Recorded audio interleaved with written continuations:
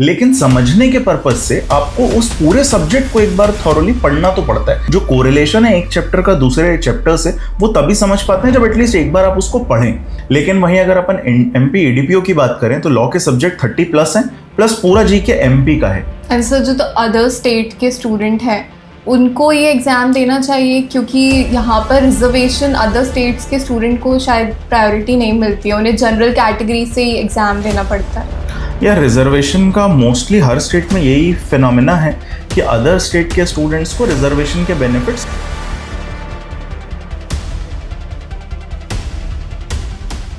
Hello everyone, welcome back to our channel. जैसे कि आप जानते हैं, कुछ टाइम पहले ही राजस्थान एपीओ की वैकेंसीज निकली हैं और इस एग्ज़ाम को आप आई एम श्योर टारगेट कर रहे होंगे।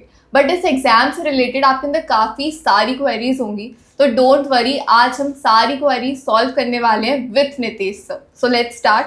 Hello sir. Hello sir, last time Rajasthan APO की वैकेंसीज निकली थी, बस उसमें सिर्फ 4 स्टूडेंट्स का सिलेक्शन हुआ था। हाँ। तो क्या इस बार भी ऐसे चांसेस हैं? यार देखो, ये होना बड़ा अनफॉर्चुनेट था, ऐसा होना तो नहीं चाहिए। रीज़न जो इसका था वो ये कि मिनिमम क्वालिफाइंग मार्क्स स्कोर नहीं कर पाए थे स्टूडेंट्स मेंस एग्जामिनेशन में। 40% मार्क्स लाने होते हैं पेपर वाइज। इस रीज़न को देके ये हुआ था कि इतने कम स्टूडेंट सेलेक्ट हुए। अब उसकी कितना वो लेजिटिमेट था, कितना नहीं था, कितना सही या गलत, ये तो एक अलग ही डिबेट है पूरी। इतने सारे स्टूडेंट के साथ ये होना प्राइमा फेसाई तो नहीं लगता कि बहुत सही चीज़ है। But maybe there may be some reasons also कि वाकई एक्चुअली स्टूडेंट स्कोर ना कर पाए हों। इसीलिए अभी कोई भी एक्सपेक्टेशन करना मेरे ख्याल से बहुत ही वेग चीज़ होगी। उम्मीद तो हम यही कर रहे हैं कि अब चीज़ें ऐसी ना हो तो बेहतर है। एंड सर, अभी डिटेल सिलेबस नहीं आया है, तो क्या पुराने सिलेबस के बेसिस पर ही प्रिपेयर करें या वेट करें नोटिफिकेशन? हाँ, ये एक बहुत इंपॉर्टेंट क्वेरी जिस दिन से राजस्थान एपीओ का नोटिफिकेशन आया तब से स्टूडेंट्स की आ रही है। तो यार लास्ट ईयर ना मेंस एग्जामिनेशन के पहले एक सेपरेट नोटिफिकेशन आया था मेंस का सिलेबस को लेकर, और उसमें बहुत क्लियरली मेंशन कर दिया गया था, सब्जेक्ट वाइज स्पेसिफिक चैप्टर्स बता दिए थे कि ये सिलेबस का पार्ट रहेंगे। उम्मीद तो है कि इस बार भी सेम होगा अभी, लेकिन मेरा सजेशन ये है कि जब तक ऐसा कुछ आता नहीं है मेंस के लिए या फॉर दैट मैटर प्री के लिए भी, तो अभी तो आप ओवरऑल पढ़ो। बाकी मेंस के लिए उम्मीद तो यही है कि वो सेपरेट चैप्टर स्पेसिफाई हो जाएंगे, जैसे लास्ट टाइम हुए थे वैसा स्पेसिफिक पोर्शन ही रहेगा सिलेबस का पार्ट।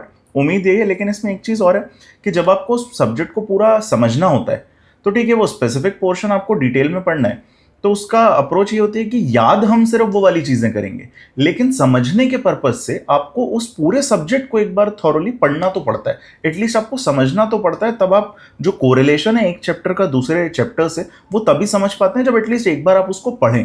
तो ठीक है, याद नहीं करेंगे हम उन चैप्टर्स को, लेकिन एटलीस्ट पढ़ना तो पड़ेगा बाकी भी। Okay sir. And sir, Rajasthan APO का प्रीलिम्स 2 सितंबर को है, एमपी ईडीपीओ भी जस्ट नेक्स्ट मंथ है, तो क्या दोनों एग्जाम के लिए प्रिपेयर करें या कैसे मैनेज करें? हाँ, ये क्वेरी भी काफ़ी कॉमन है इधर बीच कि एमपी ईडीपी और राजस्थान दोनों हैं और 1 महीने का लगभग गैप है दोनों के प्रीलिम्स एग्जामिनेशन में। लेकिन हमको ये समझना पड़ेगा कि दोनों का सिलेबस बहुत अलग है। राजस्थान में बहुत लिमिटेड सब्जेक्ट्स ऑफ लॉ हैं और लैंग्वेज है, हिंदी इंग्लिश है। लेकिन वहीं अगर अपन एमपी ईडीपीओ की बात करें तो लॉ के सब्जेक्ट 30+ हैं, प्लस पूरा जीके एमपी का है। इसीलिए मैं सभी स्टूडेंट को ये सजेस्ट कर रहा हूँ कि those who belong to Rajasthan only, उनके लिए बहुत अच्छी अपॉर्चुनिटी है राजस्थान एपीओ। तो वो लोग एमपी ईडीपीओ के चक्कर में ना पढ़ें तो बेहतर है। वो अपने स्टेट पे फोकस करें और सिर्फ उसी की तैयारी करें, क्योंकि सिलेबस बिल्कुल अलग है, बहुत ज़्यादा डिटेल में यहाँ पढ़ना पड़ेगा। कॉमन 3 लॉज हैं, न्यू क्रिमिनल लॉज, लेकिन एमपी ईडीपीओ में उनका वेटेज बड़ा कम है इसीलिए। और राजस्थान में मेंस भी है, यहाँ तो नहीं है। तो अगर आपको राजस्थान सीरियसली क्रैक करना है तो मेंस की तैयारी भी आपको अभी से करनी पड़ेगी।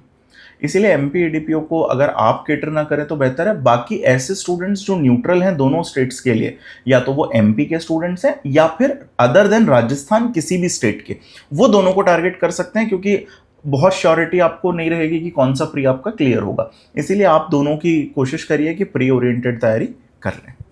एंड सर, जो तो अदर स्टेट के स्टूडेंट हैं उनको ये एग्ज़ाम देना चाहिए, क्योंकि यहाँ पर रिजर्वेशन अदर स्टेट्स के स्टूडेंट को शायद प्रायोरिटी नहीं मिलती है, उन्हें जनरल कैटेगरी से ही एग्ज़ाम देना पड़ता है।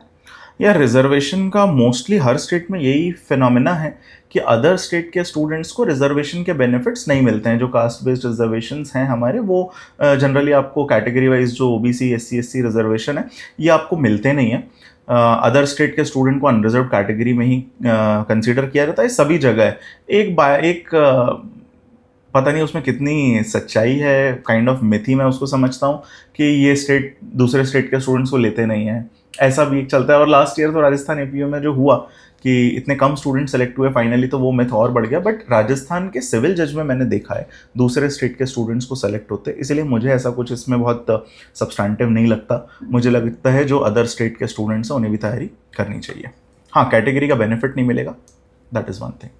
एंड सर, राजस्थान के जो लोकल लॉज हैं वो छोटे हैं पर याद नहीं होते, तो उसको कैसे मैनेज करें? देखो यार, मतलब आई वुड से प्रिया यहाँ पे कि it is not just about the local laws, जितने भी माइनर लॉज हैं उन पे फोकस आपको करना पड़ेगा, क्योंकि प्री में भी आप देखोगे वेटेज अच्छा है और मेंस में भी वेटेज है काफ़ी। तो लोकल की अगर अपन बात करें तो उसमें तो राजस्थान एक्साइज और पब्लिक एग्जामिनेशन के 2 स्टैट्यूट हैं, लेकिन इसके अलावा पॉक्सो, जेजे, आर्म्स एक्ट, ये सब है उसमें, ST SC है ना। तो इनको भी आपको प्रॉपरली केटर करना पड़ेगा। जितना टाइम आप मेजर लॉज पे दे रहे हो, जितने एफर्ट्स आप उस पे दे रहे हो, प्रोपोर्शनेटली, क्योंकि सिलेबस कम है, सेक्शन के नंबर कम है, तो प्रोपोर्शनेटली टाइम आपको इसको भी देना है, पूरी सीरियसनेस के साथ उन्हें भी करना है। आंसर हिंदी इंग्लिश वो कैसे Yes. मैनेज करें? उसी के साथ अटैच्ड एक बात और ये है कि प्री भी अगर आप देखोगे तो 70 मार्क्स लॉ के लिए हैं, 30 मार्क्स और फॉर हिंदी इंग्लिश, और जनरली वो 15-15 नंबर का होता है। बट एट टाइम्स आप देखोगे कि ये डिसाइडिंग होता है, इसीलिए लॉ के साथ साथ हिंदी इंग्लिश भी करना ही है। मेंस में भी वही बात है यार कि क्वालिफाइंग 40 आपको लाने ही है, और यही रीज़न है लास्ट टाइम भी कम सिलेक्शन का कि लैंग्वेज में भी स्टूडेंट के नंबर नहीं आए। तो लैंग्वेज को भी आपको लॉ के साथ साथ बराबर टाइम दे के चलना पड़ेगा, अदरवाइज आप राजस्थान में सिलेक्शन नहीं ले सकते। एंड सर, मेंस में टाइम मैनेजमेंट का बहुत इश्यू होता है, वो कैसे टैकल करें? हाँ यार, मेंस एक्चुअली जो एग्जामिनेशन होता है, it is not just about your knowledge. मैंने बहुत कम स्टूडेंट्स ऐसे देखे हैं जो मेंस देने के बाद ये कहते हैं कि हमें कुछ आता नहीं था, कोई क्वेश्चन ऐसा था जो हमें पता नहीं था, हमने पढ़ा नहीं था। जो मेजर प्रॉब्लम होती है वो पेपर छूटने की होती है, या फिर एक प्रॉब्लम ये होती है कि वेग आंसर्स लिख दिए। इसके लिए मैं हमेशा कहता हूँ कि आपको मेंस का अप्रोच समझना पड़ेगा, आपको उसका पर्पस समझना पड़ेगा। जब आप क्वेश्चन पढ़ते हैं, किसी भी टॉपिक से रिलेटेड क्वेश्चन है, उसकी कुछ स्पेसिफिक रिक्वायरमेंट्स होती हैं। जिस भी टॉपिक से रिलेटेड है वो पूरा टॉपिक नहीं पूछ रहे होते हैं एग्जामिनर वहाँ पे, क्योंकि वेटेज भी होता है, 5 नंबर के क्वेश्चन आते हैं या मेंस में 10 के आते हैं, है ना। तो आपको स्पेसिफिक रिक्वायरमेंट समझनी है उस क्वेश्चन की, अकॉर्डिंगली अपने आंसर को स्ट्रक्चर करना है। मेंस में ज़्यादा बड़ा रोल प्ले होता है कि आपने जो आपके पास इंफॉर्मेशन है उसको कैसे स्ट्रक्चर किया as per the need of the question, और फिर आपने लिखा। तो you have to be very conscious. इसीलिए मैं हमेशा एक एडवाइस करता हूँ कि क्वेश्चन पढ़ के give yourself 30 to 40 seconds to frame your answer, to structure. बस ऐसी आंख बंद करके लिखना चालू मत करो कि जो जो दिमाग में आता गया लिखते गए रैंडम, ये ठीक अप्रोच नहीं है। थोड़ा सा टाइम अगर आप दोगे तो ज़्यादा बेटर तरीके से लिमिटेड टाइम में आप पेपर कंप्लीट कर पाओगे। Okay sir. And sir, 3 year practice rule के बाद अब तो वैकेंसीज पर स्टे भी लग गया है, तो क्या APU and ADPO exams best choice है स्टूडेंट के लिए, क्योंकि काफ़ी स्टूडेंट्स अभी भी कंफ्यूज हैं? यार ऑब्वियसली देखो, अगर आप ये दिमाग में रखना चाहते हो कि जुडिशरी का जो आपका ड्रीम है सिविल जज का, अगर आप उसको भी रखना चाहते हो एज एन ऑप्शन, तब तो APU is the best career option for you. हाँ, अगर आप जुडिशरी को भूल चुके हो, आपने हटा दिया अपनी लिस्ट से, प्रायोरिटी लिस्ट से, तो फिर तो बहुत सारे ऑप्शंस हैं। फिर आपके पास कॉर्पोरेट है, लॉ ऑफिसर्स हैं, बहुत सारे ऑप्शंस हैं।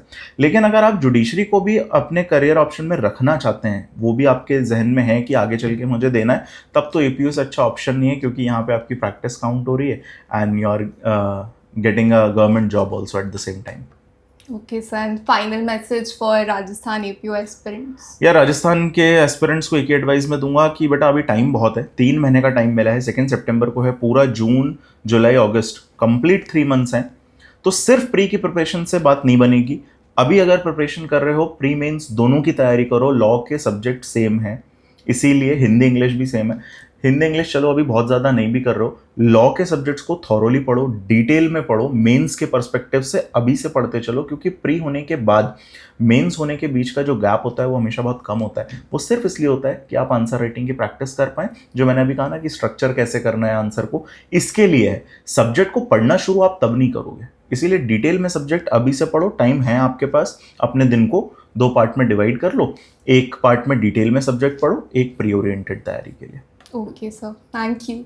सो एस्पिरेंट्स, उम्मीद करती हूँ कि आपके काफ़ी सारे क्वेश्चंस अब इस वीडियो को देखने के बाद सॉल्व हो गए होंगे। फिर भी अगर कोई क्वेश्चंस बचे तो you can comment down below, we will answer. Thank you and keep following आशाएं जुड़ी श्री।